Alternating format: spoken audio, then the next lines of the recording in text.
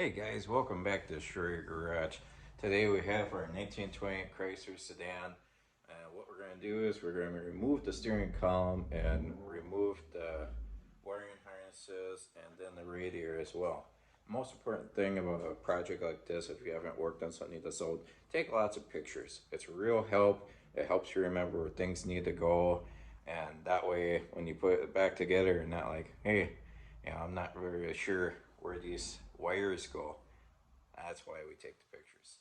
Anyway, we sent the hood off. We're going to get that sanded down, primed, and repainted. If you guys want to watch a video on that, I'll have that on one of my next videos. So that way you guys can see how that's exactly done and what you need to do and what you need to prepare for. And also make sure you got your protective equipment, eyeglasses, air respirator. You don't want to be sanding anything down when you don't have those things. So be sure to follow along, subscribe if you haven't seen my channel before, and let's get started. Yeah, like a dirt road, slow jam, yes sir, no ma'am, homemade, passed down recipe for supper, small church, white veils, front page, white tails. If you're like me, you'll always be a sucker for country things. Yeah, country things. Fried catfish at a corner store, thanking the Lord for a thunderstorm. Tractor in the barn, don't crank no more. Country things.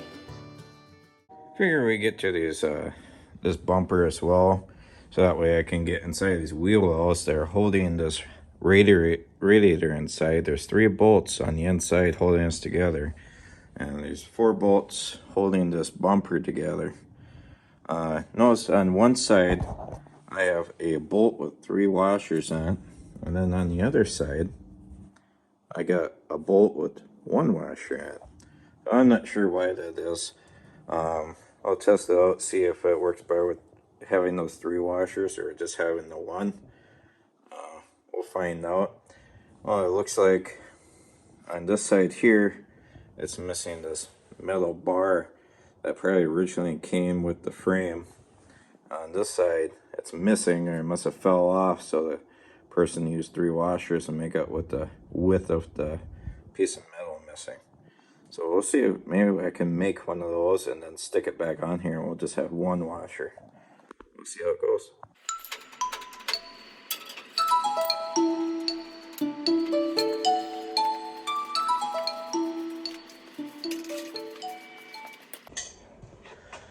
There it is.